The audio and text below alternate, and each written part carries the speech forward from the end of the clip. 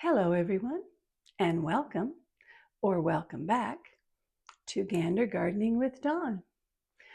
Today's video is going to be all about dahlias, and I'm going to show you some footage of how and where the dahlias are growing in my garden. After that, I'm going to go through each one of the dahlias here inside so I can more clearly show you the size difference and the color difference between each of the type of dahlias that I'm growing.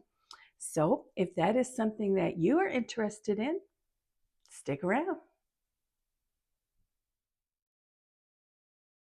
So I'm going to start with the smallest dahlias that I'm growing, and by smallest I mean the smallest flowers, and I'm going to work my way up to the largest dahlia that I am growing.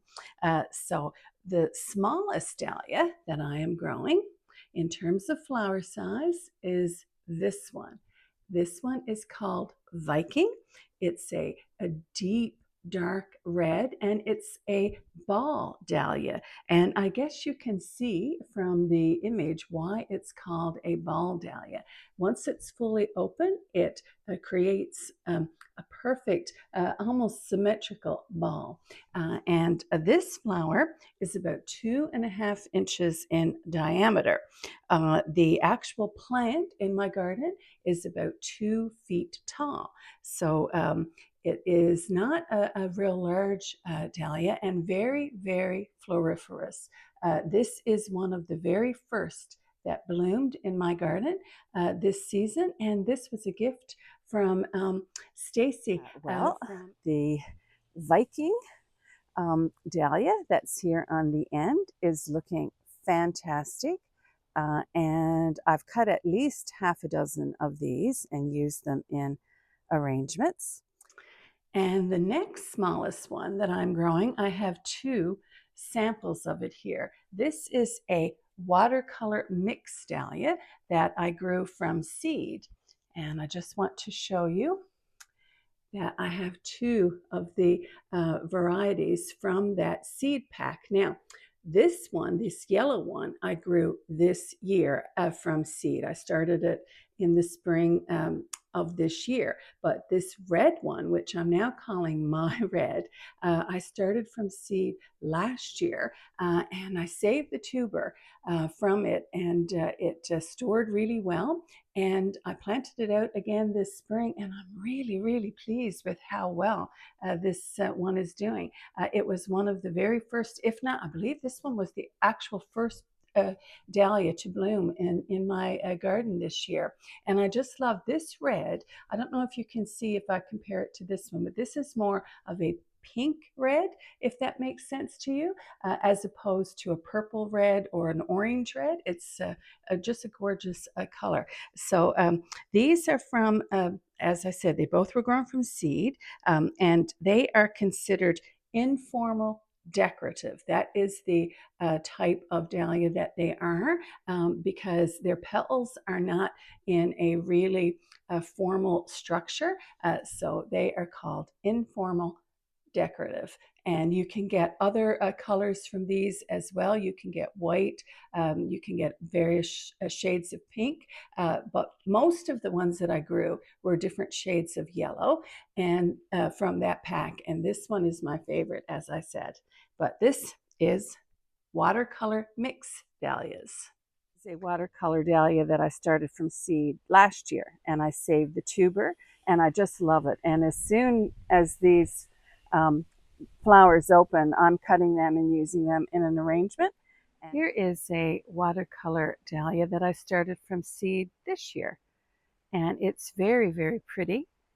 And I may keep this one as well. I'm not sure yet because the yellow ones are fairly easy to get from seed. I find if you start some seeds, I think you'll find that more of them will be yellow than any other color. So these are not difficult to come by, but very fun to grow these from seed. They grow quickly and easily. The next size up would be Eveline. And here is Eveline, and Eveline is nearly completely white. I'm not sure if you can see, but there's just a hint of a lilac color in the center. Usually it's more prominent before the flower is fully open. This is called a formal decorative, and because it's not a perfect ball shape, but it is a very formal structure. The petals are very symmetrical, and so this is categorized as a formal decorative. This one, the diameter is 3.5 inches, and the height of the plant in my garden ranges from about 3 feet to 4 feet. This one is called Eveline, and let me see if I can, pardon my finger there, get a little closer on the blooms. Almost a pure white with a hint of lilac in the center. Very, very pretty. And then the next one is another ball dahlia, and this was also a gift from Stacy, and much different in size though.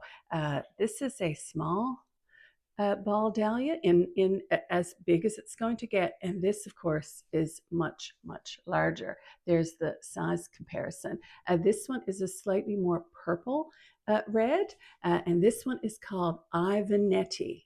Ivanetti is the name of this one, and this one is Viking. It's more of a orange based red. Both of them are very dark. Both of them are ball dahlias, but a very different size. And the Ivanetti got in my garden, it gets about between, I think, about 3 to 4 feet tall.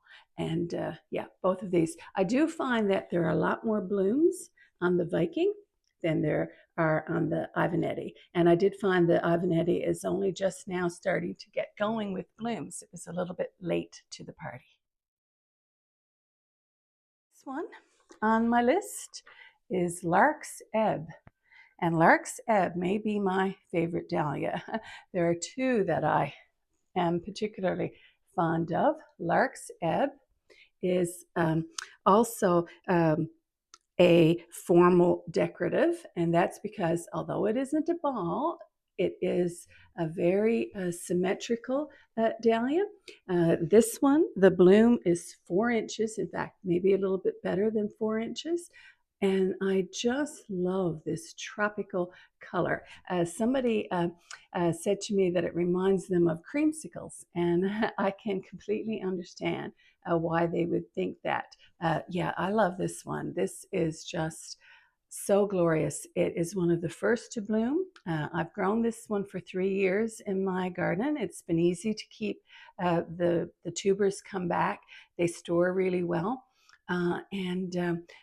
It gets about 4 feet tall, and in fact I do have one plant that's over 5 feet tall of this one this year, so this can be a very big plant, plus it will have lots of blooms. It's one of the first to bloom, and it will be one of the most floriferous in general, and will keep on putting out flowers all summer. Very prolific. This one, highly recommended. Lark's Ebbe, one of my favorites.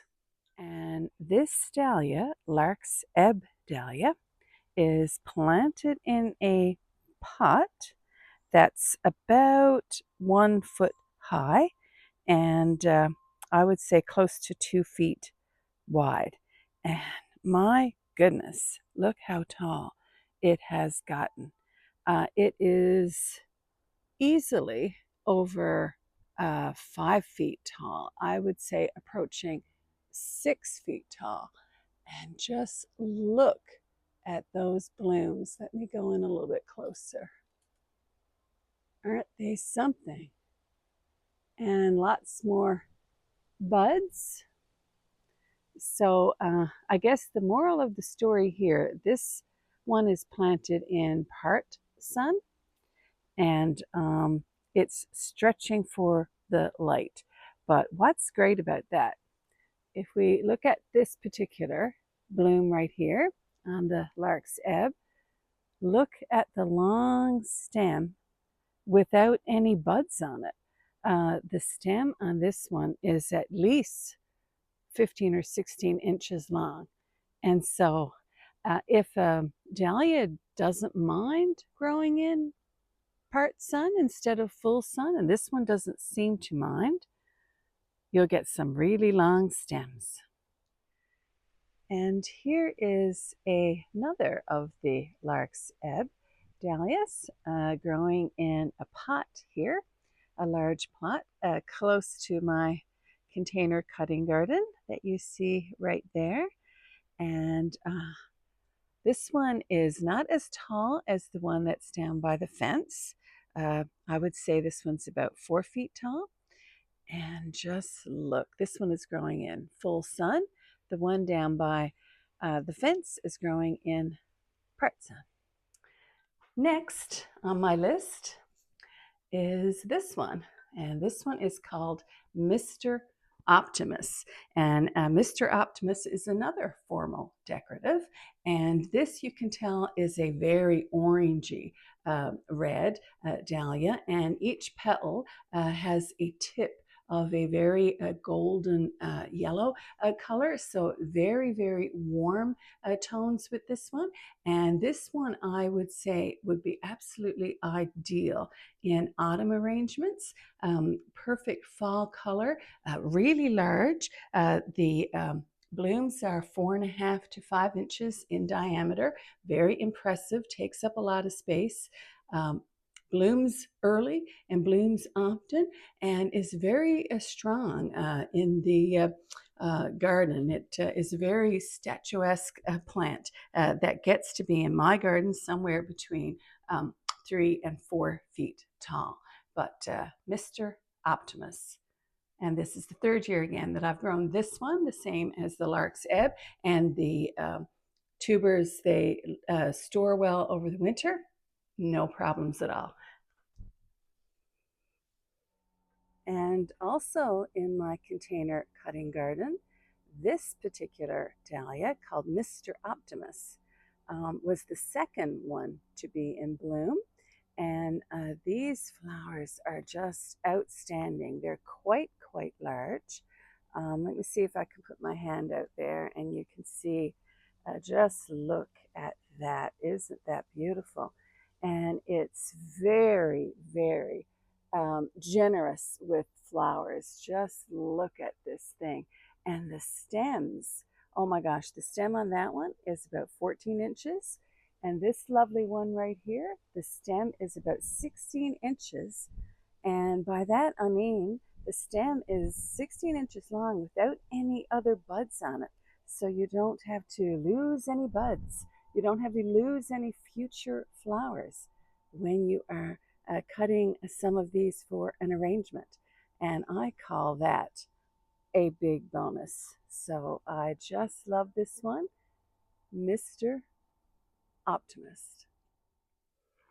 And last, but most certainly not least, is the impressive Café Olay. Oh my goodness. This with the Lark's Ebbe, these two are my favorites. This one though, holy moly, just as a size comparison, this is a dinner plate dahlia, and it's an informal decorative. It's called a dinner plate dahlia because it's as big as a dinner plate. This one is about 8.5 inches in diameter. And also, it's called an informal decorative because the structure of the petals, as you see, is not formal. It is, they have flat, kind of almost curly petals. This one was the first dahlia that I sought out by name. I grew dahlias for a few years just by picking up what was easily available, and I hadn't had much success with storing them, so I only grew 1 or 2 every year. But I saw this online and I thought, oh my gosh, I really think I need to try to grow that. And I am not sorry that I did. It is stunning. It is amazing. The sheer size of it, just one of these in a bud vase on an occasional table or something, is a bouquet. You only need the one flower to make quite a presence. I love this dahlia. It gets to be pretty tall, about 4 feet tall, 4.5 feet tall. And it isn't the first one to bloom in my garden. It comes a little bit later than some of the others. But once it starts, it keeps on blooming well until the frost. And each bloom is a celebration. Everyone is amazing. Very close to the front of my container cutting garden, there is this magnificent dahlia. This one is Café Olay. And this was the dahlia that I saw on some YouTube channel. And I just had to try to grow it. I had never seen it in real life. And I ordered some tubers. That was in 2020. And I have had them every summer since. And isn't this just so beautiful? So those are the dahlias that I'm growing in my garden. I'd love to learn about the dahlias that you're growing in yours. After editing this video, I think I need more dinner plate dahlias. What do you think? Do you have a suggestion of one that I should have? Let me know.